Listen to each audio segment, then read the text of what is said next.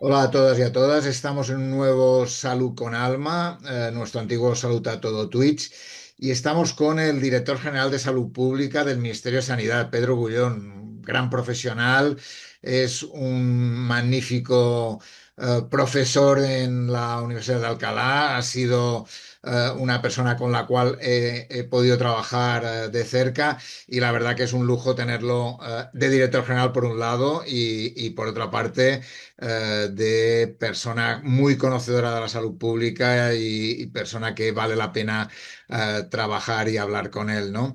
Él es especialista en medicina preventiva y salud pública, doctor en epidemiología y salud pública por la Universidad de Alcalá y cuenta con formación adicional en temas de políticas públicas, derecho a la salud en la ciudad y con una trayectoria profesional que vale la pena conocer, ¿no?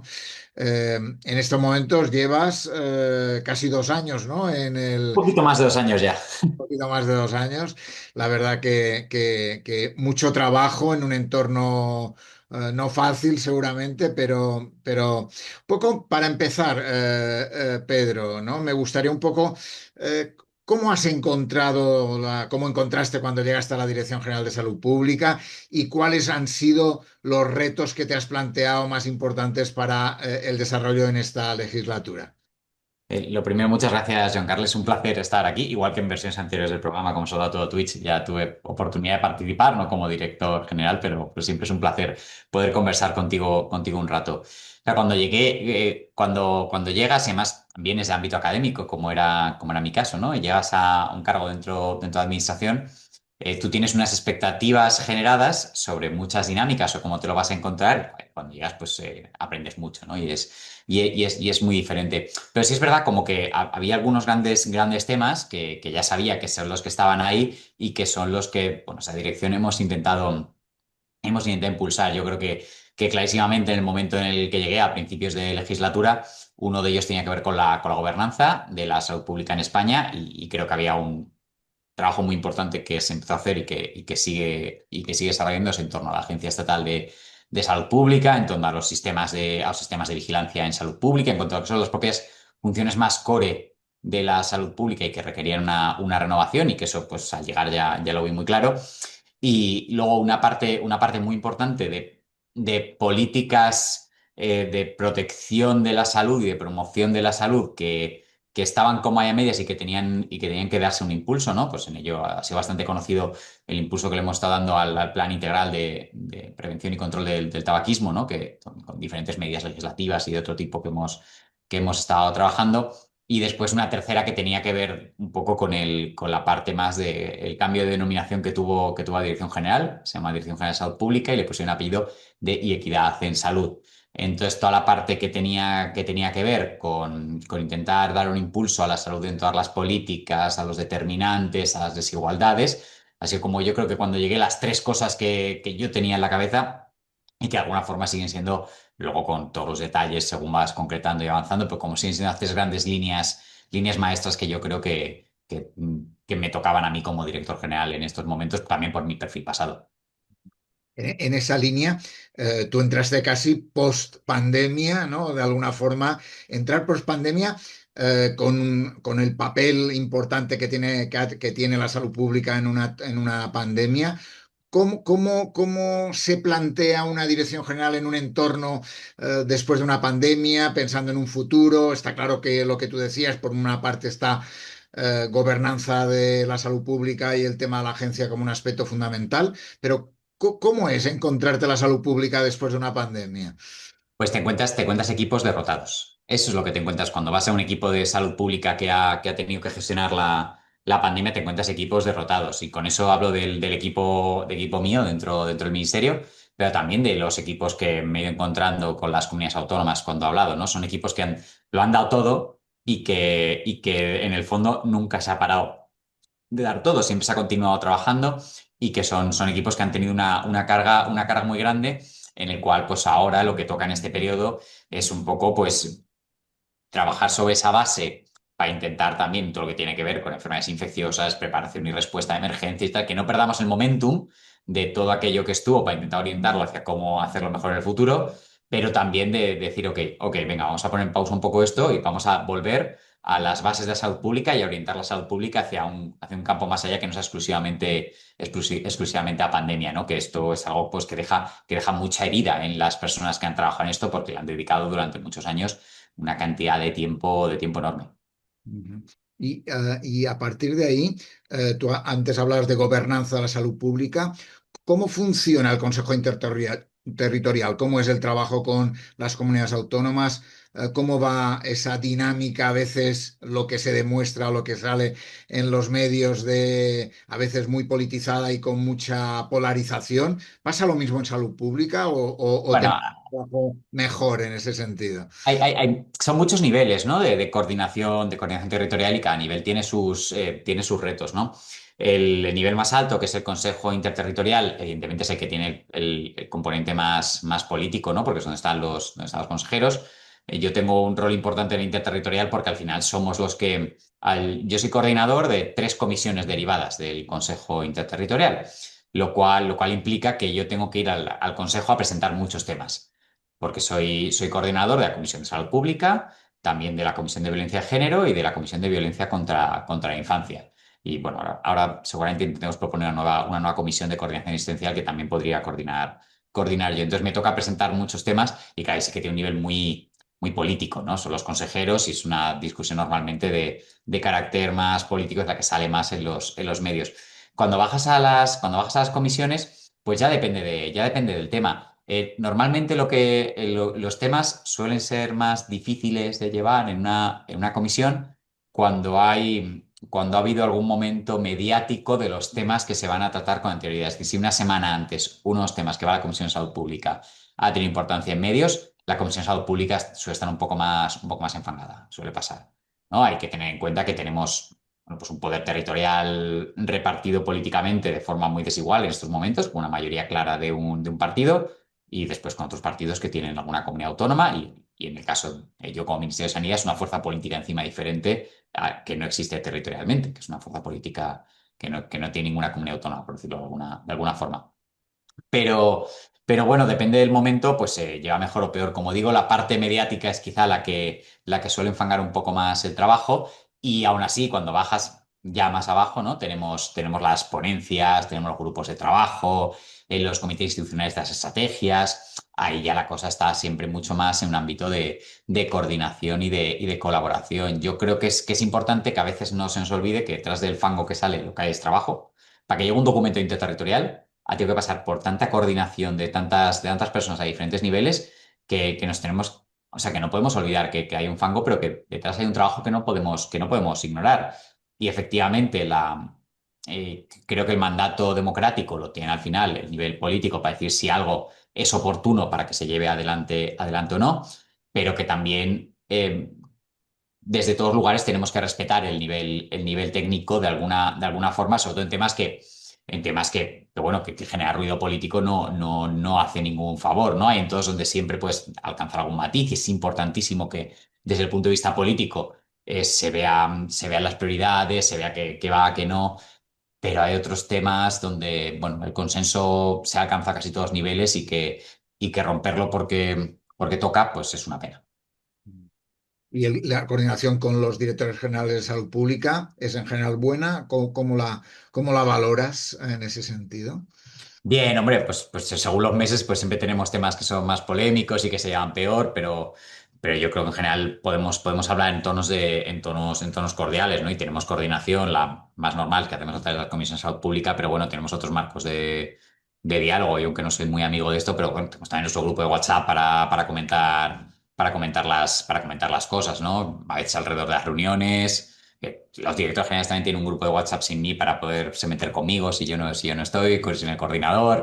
Bueno, en fin, y también hacemos un poco, yo creo que es una labor donde cada uno tira un poco para también a veces encontrar momentos donde la labor de diálogo sea más sencilla. Por ejemplo, aunque todas las comisiones de salud pública son abiertas a que la gente venga a Madrid, un poco aburrido venir a Madrid y organizamos siempre alguna comisión de salud pública que además intentamos que sea temática sobre algún tema específico y las organizamos fuera de Madrid. Un clásico es la que hacemos coincidiendo con la Escuela de Menorca de Salud Pública, que siempre con la escuela solemos organizar una comisión de salud pública. Pero este año, por ejemplo, coincidiendo con el Congreso de la Sociedad Española de Sanidad Ambiental, que es en las Islas Canarias, vamos a organizar una comisión de salud pública acompañada al Congreso, por ejemplo, y que seguramente esa va a ser temática sobre temas de sanidad ambiental, ¿no? Intentando desplazarnos todos y también encontrar puntos donde bueno, nos podamos ver siempre las caras que da lugar pues, siempre a conversaciones más agradables que no exclusivamente solo por pantalla. Una de las cosas que has comentado es el tema de la Agencia Estatal de Salud Pública como una de las cosas que estaban en el debe y que pronto espero que salga, ¿no? De todas formas, hay 8 ciudades que se han presentado para ser sede de la agencia y lo que ha salido es que el Ministerio o el Ministerio de Asuntos Territoriales, ¿no? va a esperar a agosto para dar la solución del tema. Cuéntanos un poco cómo está la situación, cómo lo has vivido, cuál es tu papel. Un poco cuéntanos esta historia de la agencia, que como sabes, en Granada es un tema que interesa, no solo a Granada, pero Granada sin duda alguna, y cuéntanos un poco. Es un tema fascinante en todo el tiempo que llevo, ¿no? Porque es una de las cosas que yo evidentemente veía con más ilusión. Estuve recordando, claro, la primera vez que yo participé en un evento donde se hablaba de la Agencia Estatal de Salud Pública, no era agencia, era el Centro Estatal de Salud Pública, claro, estamos hablando de cuando la Ley General de Salud Pública, pero yo era estudiante de medicina. O sea, claro, entonces algo como que me ha acompañado parte de mi carrera. Yo acabé en 2012, la ley era de 2011. Entonces yo me acuerdo de asistir a cosas en 2012 hablando ya de la posibilidad de un centro estatal de salud pública. Y antes había habido otros debates, antes de la ley, porque ese artículo de la ley no nace de nada. Nace del trabajo de personas que habían trabajado ya en la posibilidad de que existiese algún lugar así a nivel estatal. Entonces, claro, ya me hacía como era casi como una tarea pendiente de si yo tengo oportunidad de tener algún momento de decisión política, esto hay que llevarlo adelante. Y la anterior legislatura se quedó muy cerca, la verdad. La ley se quedó muy cerquita de estar aprobada. Entonces, es verdad que hay que reconocer el trabajo que se había hecho previo, con un texto ya previo que nosotros pudimos coger como equipo y llevarlo a las Cortes para empezar otra vez el proceso de enmiendas y tal. Un proceso que fue mucho más largo de lo que yo esperaba, también es a mi primer proceso como una ley, ¿no? Y con una ley en un congreso donde el gobierno no tiene, donde los dos partidos que forman el gobierno no tienen mayoría. Luego se forma una mayoría de gobierno, pero que no es una mayoría para todos los ámbitos legislativos. Siempre tienes que negociar todo, ¿no? Y entonces, pues, ese ámbito de negociación para mí ha sido un aprendizaje muy interesante, porque hablar con partidos, por ejemplo, muy territoriales de la revisión que hicieron competencial, ¿no? Para que una agencia estatal tenga ese rol coordinador de la parte técnico-científica con otros organismos o con otras comunidades autónomas y cómo eso tenía que plasmar bien legislativamente. Vamos, lo agradezco enorme el trabajo que hicieron los parlamentarios como Esquerra o como Bildu o como el Partido Nacionalista Vasco para hacer una revisión para que haga un texto de ley bastante más interesante, ¿no? En ese sentido, ¿no? No como una agencia para gobernarlas a todos, sino como un elemento de coordinación, como propio de las tareas de la Administración General de Estado, pero también como un elemento coordinador de todo el sistema. Entonces, el proceso de la ley fue interesante. Además, tuvimos aquel momento donde llevamos por primera vez a votación al Congreso después de la Comisión de Sanidad y terminaron saliendo porque se montó un lío con la ley de desperdicio alimentario a la vez. Bueno, un mal timing horrible para llevar ese día la agencia a primera votación del Congreso, pero bueno, luego la volvimos a llevar, lo conseguimos volver a tratar y conseguimos aprobar la ley en julio del año 2025, ¿no? Que creo que fue un éxito ya llegar hasta ahí. Ahora bien, claro, una agencia no se crea solo por ley, sino que eso digan también a la catalana de salud pública, ¿no? Donde le costó mucho arrancar y sus estatutos lo están haciendo ahora. Ahora mismo tenemos una doble tarea inmediata, luego quedan más. Hay dos tareas inmediatas. Uno es elegir la sede, ya hablaré un poquito de ello, y la otra es hacer la propia reglamentación de la agencia, es decir, los estatutos. Voy a empezar por los estatutos, que quizás es un poco más sencillo. Los estatutos son básicamente el funcionamiento interno y se hacen en forma legislativa de Real Decreto. O sea, es decir, que nosotros que es una cosa que se aprueba en Consejo de Ministros. Ese texto está ahora mismo ya con una versión completa y estamos a la espera de los últimos informes de los ministerios. Estamos recopilando todos y estamos como en negociación con algunos ministerios y algunos flecos que quedan de los estatutos. Esperamos tenerlos lo antes posible, la verdad, porque vamos, tiene que salir durante este periodo que lo aprobamos por Consejo de Ministros. Una vez los estatutos estén, la agencia puede empezar a funcionar. Pero claro, desde que una agencia empieza a funcionar hasta que hace las tareas técnicas de salud pública de la agencia, también hay un tiempo, ¿no? La agencia, las primeras tareas que tendrá que tener será formar todo el aparato de gobernanza de la propia agencia. Habrá que crear el consejo rector, tendrá que tener su secretaría general para hacer toda la parte burocrática, de toda su legislación, de toda su política de recursos humanos, de todo esto. O sea, habrá que crear como todo el músculo burocrático de la agencia para que pueda empezar a trabajar la gente técnica hasta que se pueda trabajar. Y eso es un proceso de meses, ¿no? La creación de... nosotros prevemos, por ejemplo, en el borrador actual de estatutos que desde aprobación del estatuto hasta que exista un consejo rector es un máximo de 3 meses. Y ese consejo rector luego elige un director de la agencia. Entonces, bueno, pues tenemos un periodo de adaptación que va a ir en paralelo al segundo punto o al primero que he comentado antes, que es el de la elección de la sede. Como ya esto lo sabe más mucha gente porque es lo más, quizá lo más mediático que sale, se presentaron 8 candidaturas. Esto es muchísimo. O sea, en la experiencia de otras agencias nos decían de estos lugares que no es común que haya tanta candidatura para una sede de una agencia. Creo que esto habla muy bien del interés que se tiene territorialmente en que la Agencia Estatal de Salud Pública vaya muy bien. Y para mí esto ya es una pequeña victoria. Eso significa que seguramente en la agencia vaya a haber interés en que continúe bien, esté donde esté, la verdad, esté en cualquiera de las 8 ciudades en las que estén, que se han presentado Lugo, Oviedo, León, Zaragoza, Barcelona, Murcia, Toledo, Granada y León. Creo que no me he dejado ninguna. Sí, el recorrido por el mapa. Sí, sí. Has hecho un buen recorrido. He hecho el recorrido por el mapa. A veces lo hago de un sentido o de otro, pero no me dejo ninguna. Sabéis que la decisión esta la toma una comisión de política territorial, que la tenía que tomar en febrero. Yo formo parte ahora de esa comisión como parte del Ministerio de Sanidad. Yo hice una valoración inicial de las candidaturas para esa comisión y es verdad que, bueno, yo hubiese agradecido que hubiese más tiempo y ahora agradezco tener más tiempo porque es verdad que son candidaturas todas muy competitivas, con documentación a veces muy, muy compleja, donde incluso a veces la orden en la que se pedía documentación, pues creo que deja lugar a que haya que pedir a lo mejor alguna aclaración sobre algún tema y tenemos previsto incluso que podamos hacer durante este periodo alguna visita si no a todas las sedes, alguna de ellas para concretar algunos aspectos y que la evaluación sea mejor. Yo creo que es positivo que podamos tener una mejor evaluación.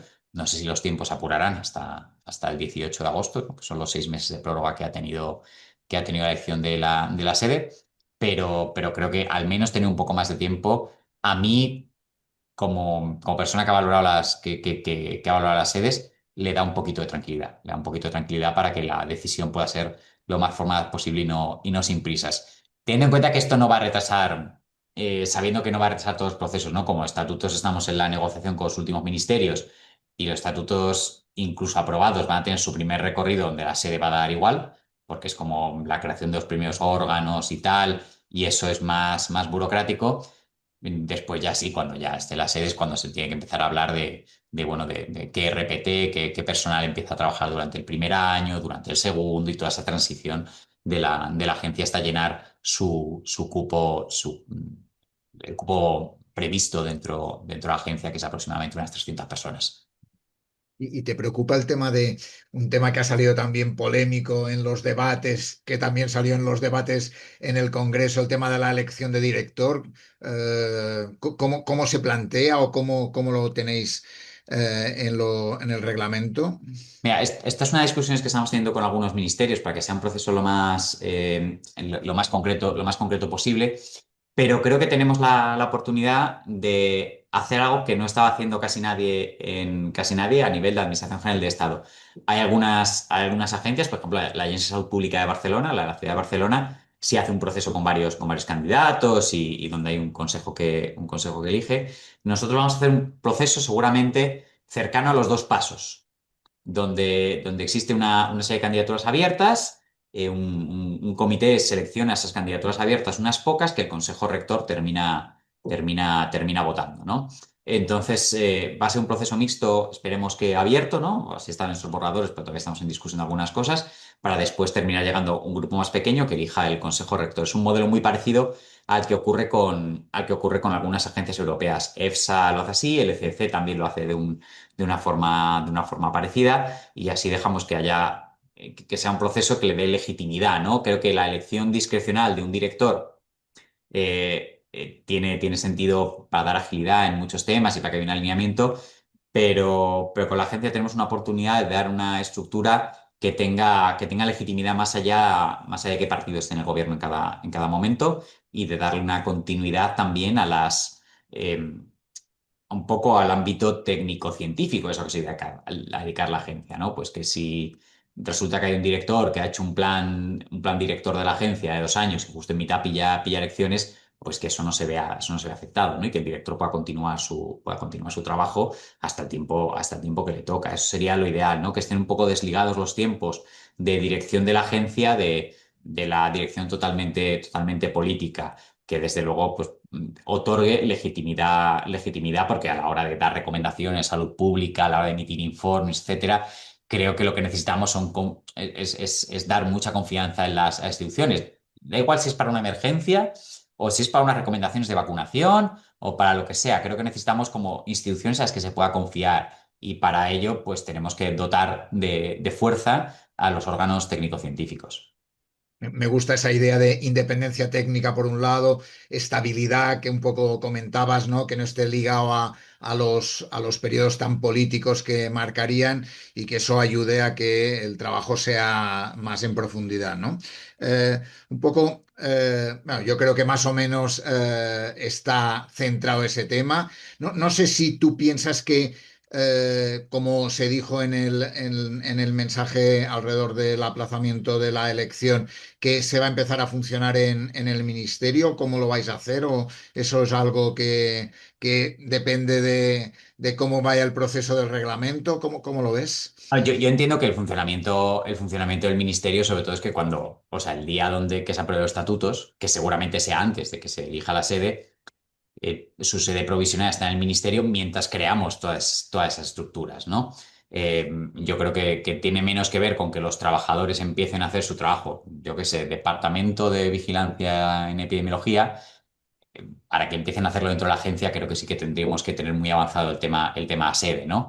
Yo creo que mientras van a continuar esos trabajadores en la Dirección General de Salud Pública, bajo mi coordinación, y después ya se irán a la agencia. Pero antes es que hay un periodo mucho más burocrático, eso del Consejo Rector, la Secretaría General, no sé qué, que tendrán que irse haciendo y que sean en paralelo a terminar el proceso de elección de sede. Vámonos a un tema concreto. Tú lo has anunciado cuando has empezado a hablar el tema del tabaco, ¿no? Me parece un tema central, muy importante. ¿Cómo está la situación? ¿Cómo lo ves? ¿Por dónde van a ir los temas?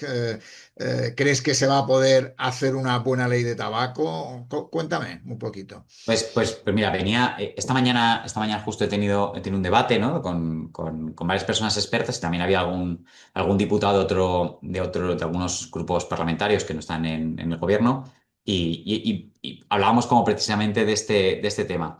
Y me gusta primero pensarlo, porque unos primeros esfuerzos que hicimos como equipo cuando llegamos a la dirección general fue sacar el Plan Integral de Prevención y Control del Tabaquismo, que, claro, entonces el plan no es solo la ley, tiene como más elementos, ¿no? Y la ley evidentemente ocupa un espacio muy central, pero la ley tiene como objetivos muy claros respecto a los espacios libres de humo, la desnormalización del consumo, la igualación de la legislación entre los vapeadores o los productos, nuevos productos, y los productos clásicos de tabaco.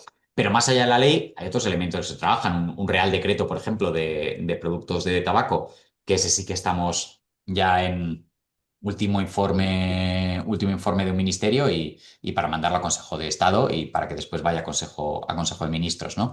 O, por ejemplo, pues toda la labor que están haciendo de coordinación de los planes de deshabituación tabáquica que hay en cada comunidad autónoma, intentar homogenizarlos de alguna forma y ver cuáles son las mejores prácticas para extenderlas a otros lugares, o la labor que estamos haciendo de tejer redes de sociedad crítica en relación al consumo de tabaco y a la reducción de sus daños dentro de la población, o la conexión que hacemos con los grupos de investigación en tabaco para que también actúen a la hora de evaluar las políticas que se pueden hacer o de los productos que puede haber para dejar de fumar y este tipo de cosas. Pero la ley ocupa un espacio muy, muy importante porque es una ley además, pero como que aparte está todo lo que hacemos dentro del plan de prevención y control del tabaquismo, ¿no?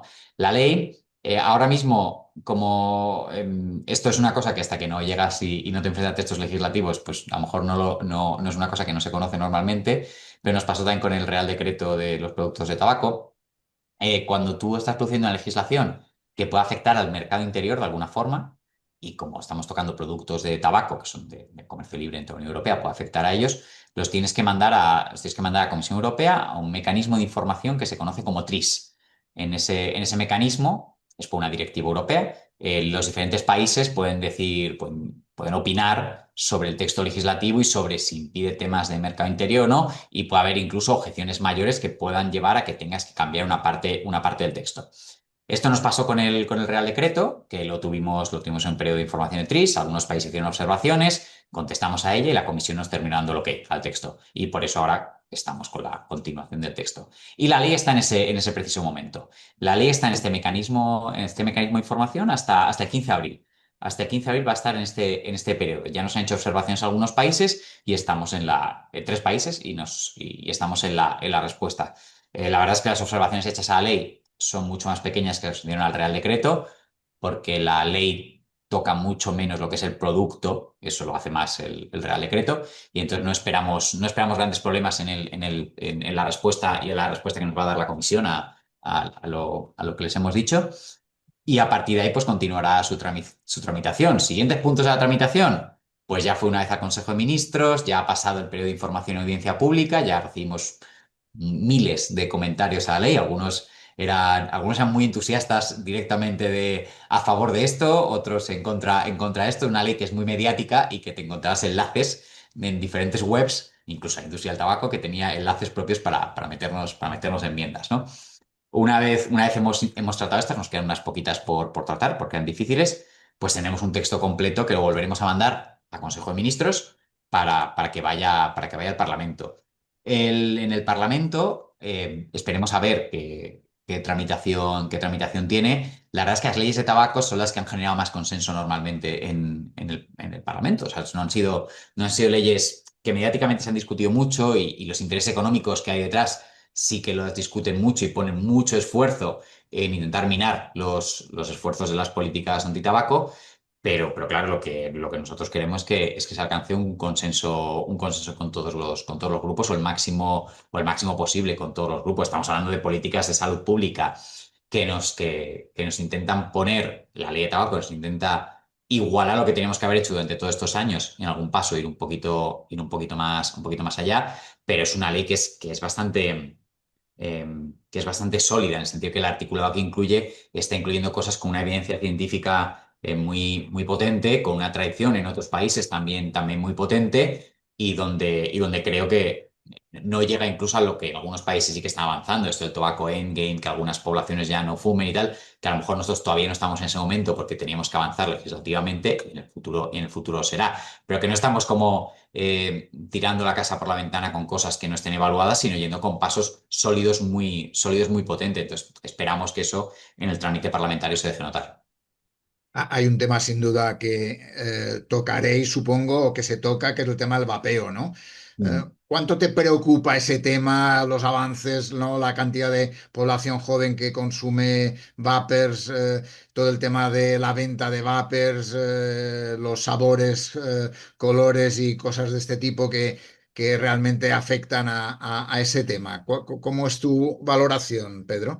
Dentro del tabaco está en no sé si top uno o top 2 de temas que me preocupan. Está la presencia de los nuevos productos, ¿no? Ya no solo vapeadores, sino otros nuevos productos que están apareciendo. También incluso incluye ahí bolsitas de nicotina y otros temas que aquí en España no tienen tanto recorrido, pero que en otros países sí, y que nos atrevemos a regular aquí en España porque todavía no estaban regulados. Especialmente es que las alternativas, lo que llaman alternativas al tabaco convencional, que son los vapeadores y similares, tienen mucha penetrancia en población joven. La venta en muchos lugares es muy preocupante porque tiene una venta bastante libre, sin control de edad, sin restricciones en los lugares. Todo eso preocupa bastante porque bueno, ya tenemos el último metaanálisis así como publicado con bastante enjundia, decía que cogiendo varios estudios de cortes, que las personas que empiezan o que fueron vapeadores de jóvenes, después tienen 3 veces más riesgo de empezar con tabaco convencional.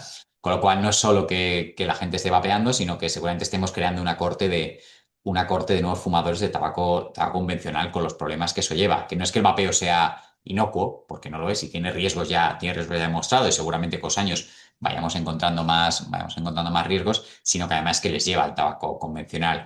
Creo que nuestra principal lucha ahí es una lucha totalmente política y de poder. La industria del tabaco se ha pasado del tabaco convencional no hay forma de defenderlo, es una industria que vende veneno y muerte. Si que es así sencillo, es que no hay nada que se pueda sacar de esa industria que sea positivo, es una industria que se dedica a vender veneno y muerte. Y lo que hacen es convertirlo hacia otra forma e intentar hacer un framing en el discurso que consista en, no, estos productos en realidad lo que son una estrategia de reducción de daños. Para lo que valen es para que la gente que esté fumando pueda dejar de fumar. Y este discurso de reducción de daños y que algún país en algún momento compró, siempre hablan de algunos países, nunca te cuentan cuando los países de repente cambian de estrategia porque se han dado cuenta de que no está yendo por el lado que debían, véase Reino Unido, y tienen que hacer virajes luego de esas políticas. Lo que no te cuentan de ello es que la alta disponibilidad no garantiza precisamente que puede ser una estrategia de reducción de daños. Si estos productos de verdad son evaluados y resulta que sirven para dejar de fumar, pues entonces lo que tenemos que hacer es evaluarlos como un producto dentro de estrategias de cesación tabáquica. Claro, ¿qué es lo que pasa? Que la industria no quiere eso.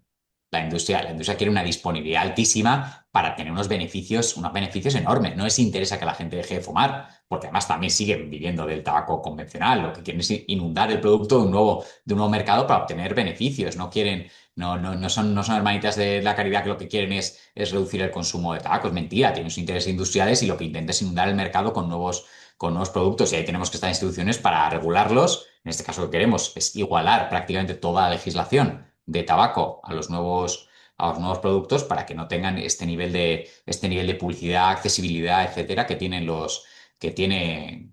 ahora mismo estos productos. En la línea de los espacios libres de humo, ¿no? El tema de vapeo está clarísimo y lo has definido muy bien lo que hace la industria y supongo que las presiones que tenéis son increíbles, pero en el tema de espacios libres de humo hay otra industria que también presiona para intentar evitar el tema de las terrazas de los bares, cafeterías, restaurantes, ¿no? Como un elemento que presiona, ¿no? ¿Cómo se vive ese tema o te preocupa? Pues yo creo que es el tema que mediáticamente más va a salir con la ley del tabaco, estoy seguro, porque además ya ha pasado y creo que es el tema que más va a salir. Es verdad que cuando se ha discutido la ley del tabaco, ha habido veces que ha habido este tema de las terrazas y después la industria ha puesto mucho dinero también por los vapers y últimamente veía discusiones que iban más por los vapers y esto es la industria poniendo dinero. El sector de la hostelería, como muchos otros sectores económicos, les preocupan los cambios. Y es normal, ¿no? Y hasta ahí creo que tiene un interés legítimo en que lo que quieren es una misma legislación todo el rato para que no tengan problemas.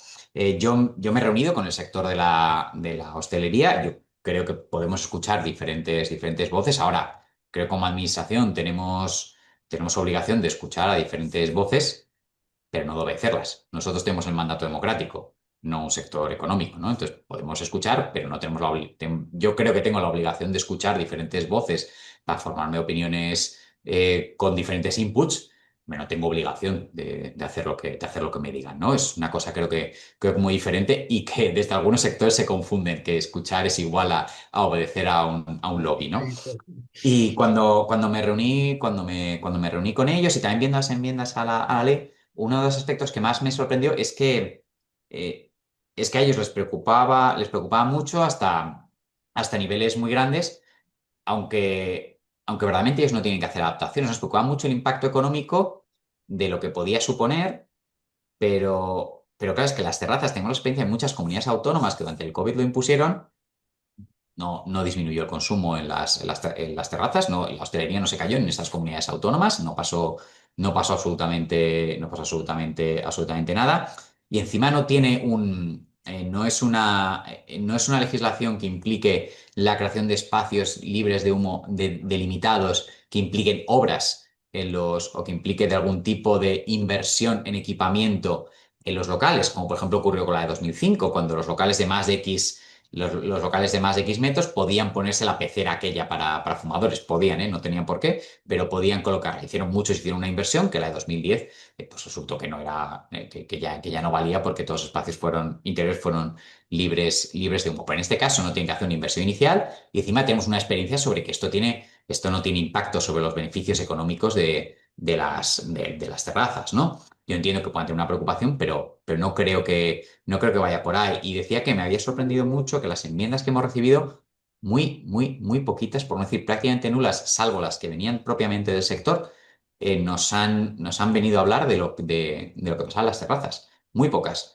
Por lo tanto, creo que entendemos que hay un consenso social bastante amplio respecto al tema de la hostelería, que sin embargo, por las características que tiene España, ¿no? Un sector hostelero muy, muy importante, sale en los medios con mucha facilidad y que, bueno, nosotros podemos mantener un diálogo con colectivos hosteleros. Lo he tenido yo ahora con la ley, pero el secretario de Estado también, cuando se discutió parte del plan.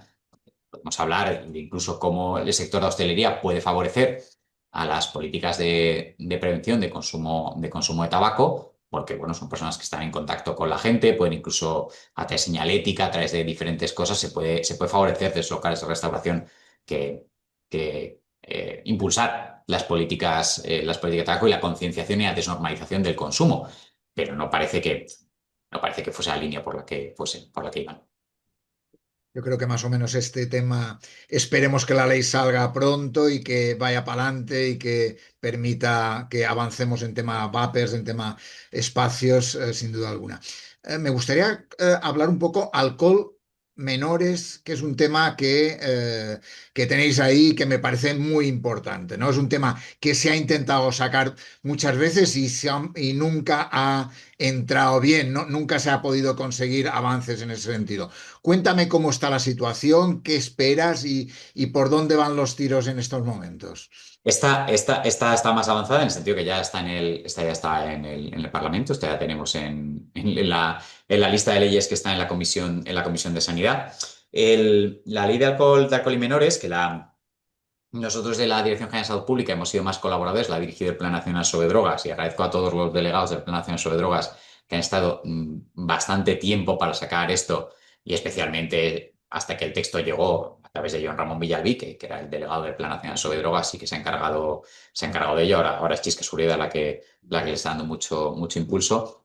Claro, desde el punto de vista que nosotros vemos y trabajamos con el plan, desde todo el ministerio, es que lo vemos como una oportunidad muy importante de avanzar en políticas de alcohol bajo un sector donde creo que no deberíamos tener casi ningún tipo de discusión, ¿no? Que es en los menores, donde el consumo no está permitido, ¿no? Entonces, es verdad, bueno, no está permitido, pero realmente no había ninguna legislación estatal hasta esta que homogenizase lo que pasaba en todas las comunidades autónomas respecto a los 18 años, ¿no? Y creo que tenemos una oportunidad muy grande para avanzar en lo que nos dice la OMS de la estrategia SAFER de alcohol, pero aplicados menores, muchos temas de publicidad, etcétera,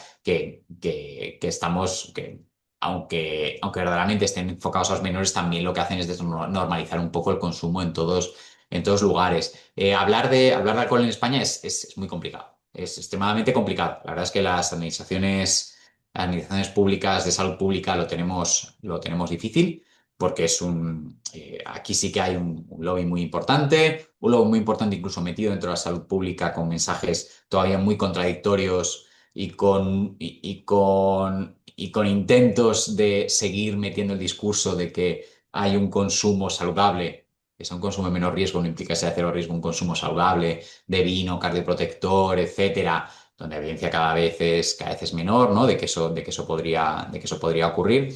Y lo tenemos muy, muy complicado, ¿no? Porque esto es un consumo muy social y donde desde luego lo que tenemos que es ir haciendo pequeños pasos para un poco contrarrestar todos los mensajes de la industria del alcohol, para intentar que, de nuevo, esto no consiste, la salud pública no consiste en amargar la vida a la gente o alguna cosa de este tipo que a veces se dice, sino que intentar que las opciones más saludables sean más preferentes a las no saludables, ¿no? Y que tengamos opciones por todos lugares. Y en eso consiste la ley de alcohol y menores. Esperemos a ver que los partidos entren en razón con esto. Hay algunos claro, que sí que apoyan el texto, pero esperemos que pueda dentro de poco avanzar más, porque creo que también es una oportunidad de esta legislatura de poderlo sacar. Más o menos es una línea marcada que ya tenéis tal. Dices un tema fundamental y difícil, que es el tema del uso social del alcohol, que es un tema muy complicado y que sin duda alguna eh, podríamos hablar horas y horas sobre el tema. Tema obesidad infantil, que es otro de los grandes problemas de la salud pública en estos momentos.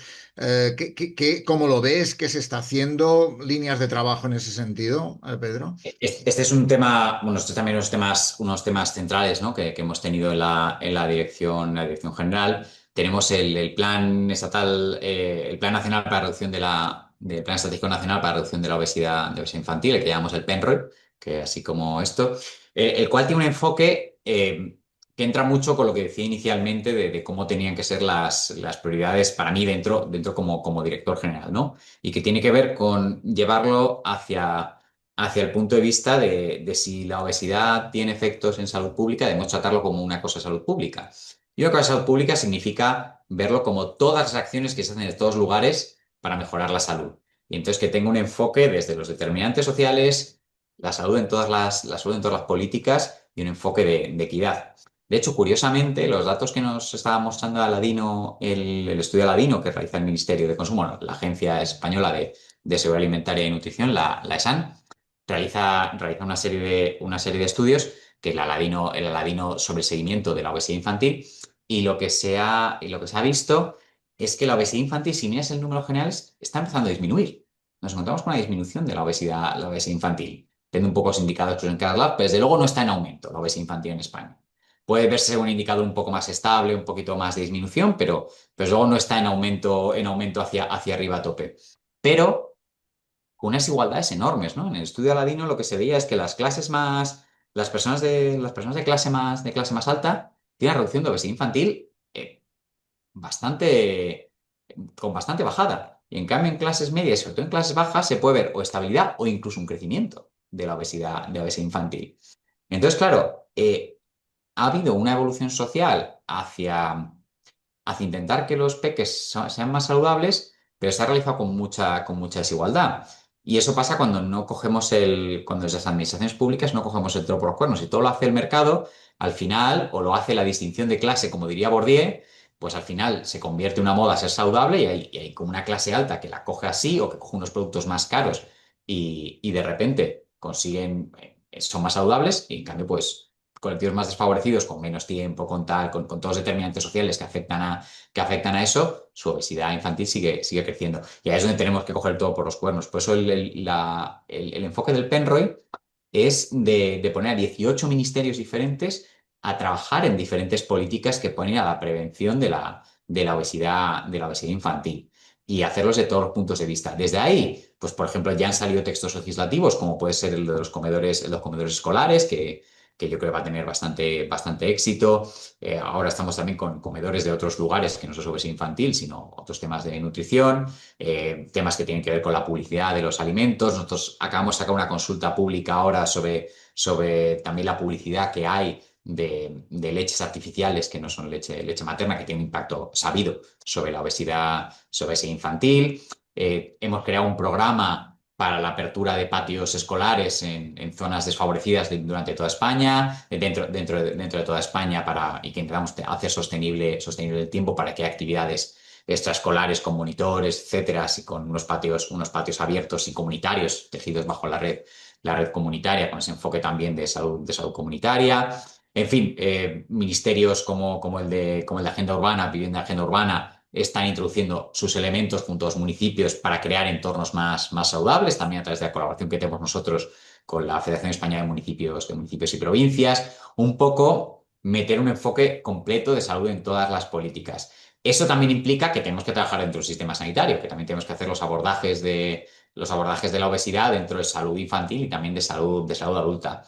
Y nos sitúa en un momento de debate en la salud pública muy interesante en ello, porque nosotros hemos puesto, ¿no?, como toda la carne en el asador hacia el enfoque, que yo creo es el correcto, enfoque salud pública, de determinantes sociales, salud en todas las políticas, que creo que ese es el core propio de salud pública, a la vez que la industria farmacéutica ha sacado productos donde intenta, ya no con obesidad infantil, sino con obesidad en adultos, pero que intenta llevar toda discusión por ese tema. Y yo creo que nadie puede negar que esos fármacos pueden tener un rol en todas las políticas de obesidad, pero que tienen que tener el rol que tienen, sabiendo que si los determinantes de la obesidad son sociales, sus soluciones son sociales, y que un fármaco, si demuestra eficacia, seguridad y todo lo que tiene que demostrar, puede tener un rol en el manejo de la obesidad clínico, pues lo puede tener, pero no podemos individualizar y medicalizar la obesidad hasta pensar que todo lo vamos a solucionar mediante el consumo de fármacos que nunca son inocuos, sino que tenemos que pensar con esa visión de salud pública de todos los determinantes que hay y entre ellos también está el sistema sanitario y también tenemos que abordarlo así para que tampoco caigamos en la ley de cuidados inversos, que son unos fármacos y que terminen tomándolos quienes menos lo necesitan. En esa línea, tú has hablado del tema obesidad infantil, desigualdades. Tu dirección general tiene una parte que es equidad en salud, ¿no? Y has hablado de medidas que también trabajan en ese sentido, de intentar disminuir las desigualdades existentes, ¿no? Cuéntame un poco algunas medidas más, no solo en el tema obesidad, sino en otros ámbitos que os permiten hablar de trabajar para una mayor equidad en salud. ¿Cómo lo estáis haciendo? Sé que es un tema que te interesa mucho y que has trabajado mucho. Cuéntame un poquito. Yo creo que para poder trabajar en ello hay que pensar bajo lo que dice Michael Marmot del universalismo proporcional, ¿no? Tenemos que pensar en medidas universales y que además tengan más efectos sobre las clases desfavorecidas. Creo que para trabajar en equidad en salud es la parte que más tiene que ver con trabajar con otros sectores, no solo con el sector sanitario. Es decir, el sistema sanitario tiene un rol en no aumentar las desigualdades en salud o incluso disminuirlas a través del fortalecimiento de atención primaria, de la parte comunitaria. Ahí viene toda nuestra estrategia de atención primaria y comunitaria, que la comunitaria ha adquirido más importancia en los últimos años, donde creo que reforzar esa parte ayuda a reducir la desigualdad en salud y trabaja por la equidad. Pero luego por otra parte está el trabajo que estamos haciendo con otros ministerios, no solo en obesidad infantil, es que en todos lugares estamos manteniendo mesas interministeriales o trabajando interministerialmente para impulsar políticas que vayan por ahí.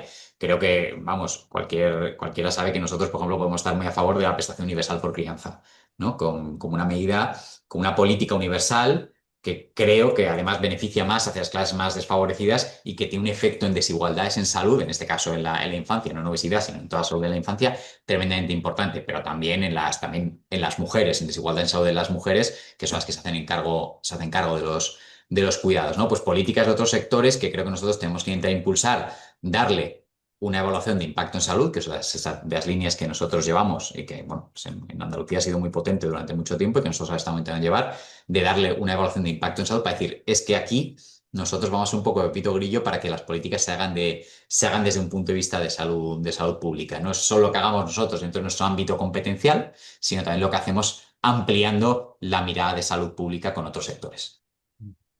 Muy interesante, sin duda alguna, ¿no? ¿Hay riesgos emergentes que estáis viendo que están pasando en el entorno que os preocupan de cara al futuro?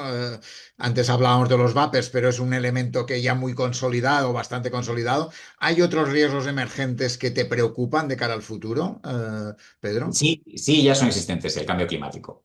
Para mí es la gran amenaza que tenemos. El cambio climático mezclado con la desigualdad social. Este creo que es uno de los elementos más importantes para la salud. Ya lo hemos visto en los últimos años con impactos muy directos, por ejemplo, en las enfermedades transmitidas por vectores, donde el cambio de las temperaturas, etcétera, pues cambia los vectores de salud y tenemos pues la aparición de o el aumento de enfermedades transmitidas por vectores en algunos lugares. También los eventos extremos, como puede ser danas de diferentes lugares. Hemos tenido las últimas semanas, por ejemplo, unas inundaciones muy importantes en algunas zonas de Andalucía, o puede ser la dana la dana pasada en Valencia, ¿no? Que por impacto fue la más grande que hemos tenido y que tuvo un impacto en vidas humanas muy, muy grandes. Entonces yo creo que si tuviese que elegir uno que seguro que va a estar ahí, que diría cambio climático mezclado con desigualdades sociales, esto es la principal amenaza. Y el tema, medidas ante el calor, ante el exceso de calor, ante temas de fríos extremos, como nos vamos encontrando, seguramente formarán parte de esa historia que forma. Totalmente, totalmente unido, no solo por enfermedades infecciosas, sino eventos extremos, y ahí incluyo no solo grandes riadas, sino también las temperaturas altas y bajas. Y a nivel de control de vectores, seguramente eso de aparición de enfermedades que no eran de este entorno europeo y cada vez vienen más, ¿cómo lo estáis viviendo? Y de hecho, unas primeras cosas también que al llegar hicimos, pensando en este enfoque de cambio climático, fue hacer el plan de vectores, ¿no? En coordinación con las comunidades autónomas, que lo hemos tenido que activar ya muchas veces para el tratamiento para el tratamiento de algunas amenazas con vectores. Ya ha podido ser por la entrada de un mosquito en algún lugar.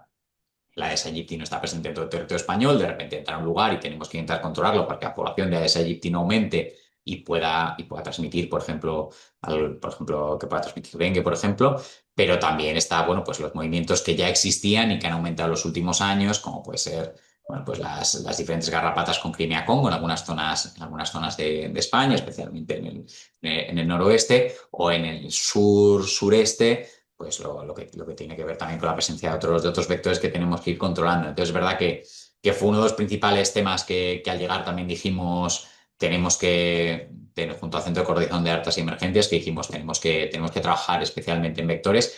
Y creo que fue un acierto porque no ha parado el trabajo en vectores y que ha sido muy necesario hacer este avance. En el ministerio hay un comisionado de salud mental. ¿Cómo trabajáis conjuntamente? Digo, porque muchas de las problemáticas de salud pública tienen mucha relación con salud mental. ¿Cómo es esa línea de trabajo entre unos y otros, Pues Pedro? mira, creo que tenemos la suerte de que este ministerio tiene una comisión de salud mental que tiene un discurso de salud pública tan aprendido y tan claro que me da una envidia enorme, ¿no? Es una profesional y el equipo que tiene es muy, muy profesional y tiene un enfoque de salud pública muy grande. Es verdad que hay una parte de equipo que encima venía trabajando en salud pública, entonces hay mucha coordinación en las acciones que se hacen. Lo que nos permite que haya un comisionado es que tenga un equipo un poco más sólido para poder impulsar más políticas, ¿no? Yo creo que es un acierto que lo tengamos. Encima, el equipo que lo tiene, creo que tiene además el enfoque adecuado y nosotros nos coordinamos, bueno, porque tenemos también los mecanismos de coordinación internos en el ministerio y sabemos lo que están haciendo, donde nosotros también colaboramos en algunos aspectos. Tenemos una colaboración muy estrecha, por ejemplo, en la nueva vigilancia de salud mental, ¿no? Que estamos haciendo. Pues lo hacemos entre nosotros y el comisionado. Un estudio que estamos iniciando para los efectos a largo plazo, por ejemplo, que tiene Adana en la salud mental, que es un estudio que hemos iniciado en la Comunidad Valenciana en colaboración con la Dirección General de Salud Pública y con la parte de salud mental de la Comunidad Valenciana también. Entonces, sí, una coordinación total porque, claro, la salud mental tiene unos efectos poblacionales muy grandes y también es uno de los principales retos que tiene la salud pública. Entonces, bueno, con mucha coordinación y desde luego con mucha envidia también de cómo desde un equipo del ministerio están sacando políticas de salud pública desde la salud mental. Poco para ir terminando, Pedro. Poco, si tú analizas estos 2 años y algo en el ministerio, ¿cuál ha sido tu momento más difícil o cuál ha sido la decisión que más te ha costado? Pensando en la cantidad de cosas que has ido tocando y que hemos ido hablando de un buen puñado de ellas.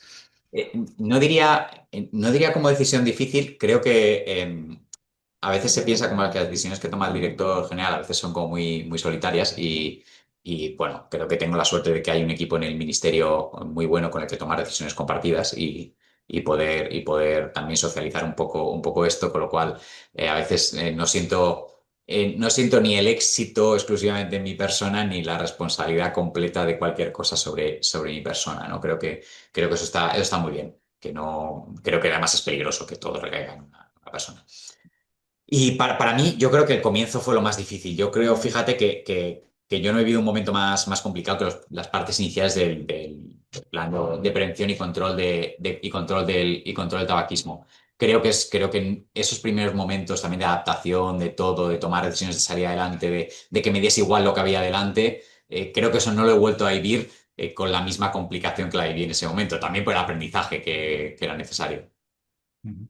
Y un poco, ¿qué legado te gustaría dejar en esta historia?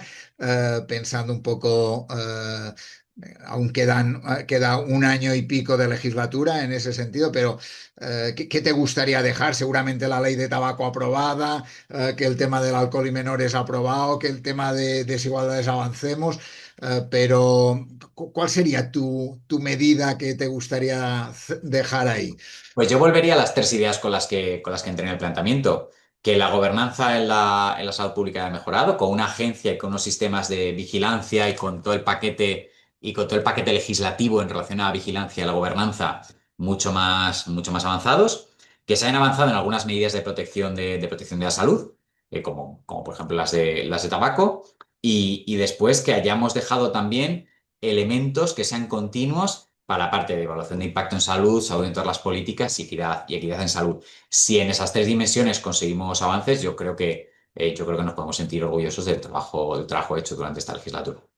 Y una última cosa, cómo se trabaja y qué se aprende de otros países europeos con los cuales trabajáis habitualmente? Que es algo que no ha salido y me parece interesante. Bueno, claro, pues muchísimo, porque en el fondo hay mucho, o sea, yo tengo como además unas cosas muy propias de Administración General de Estado, que es la política exterior. Nosotros tenemos como ministerio, y particularmente yo como director de salud pública, tenemos muchísima agenda internacional. Y tanto en la OMS, ¿no? Ahora que encima tenemos un sitio en el Consejo Ejecutivo, donde tenemos a la ministra de Sanidad dentro del Consejo Ejecutivo, el Centro Europeo de Control de Enfermedades, diferentes grupos en la Comisión, en reuniones bilaterales o en el ámbito iberoamericano. Bueno, en fin, tenemos una presencia internacional muy grande. Y se aprende mucho porque algunas cosas no son trasladables, otras sí, ¿no? Por ejemplo, en el proceso de gobernanza de la agencia y en los decretos de vigilancia hemos aprendido mucho de otros países de nuestro entorno que están haciendo avances similares, igual que ahora muchos de ellos están aprendiendo de nosotros. Un mecanismo de evaluación que tiene CDC, por poner un ejemplo así muy concreto, ¿no? Un mecanismo de evaluación que tiene CDC a todos los países, que se llama el CEPA, y que nos está evaluando a todos los países en nuestra capacidad de preparación y respuesta ante amenazas, lo que nos está sirviendo conocer lo que hace un país y otro para también los planes que estamos haciendo está siendo de una utilidad enorme. Interesante. Pues nada, pues un placer, como no, Pedro, hablar un rato contigo siempre es un lujo. Hacía tiempo que no hablábamos, aunque digo, no nos hemos visto en Menorca en el último año, pero un lujo tenerte, un lujo hablar contigo y conocer de cerca lo que estáis haciendo en el ministerio, que siempre es de gran calado y que sin duda alguna puede ayudar a mejorar la salud en este país. Muchísimas gracias, Pedro, un placer. Un placer siempre contigo, Carles.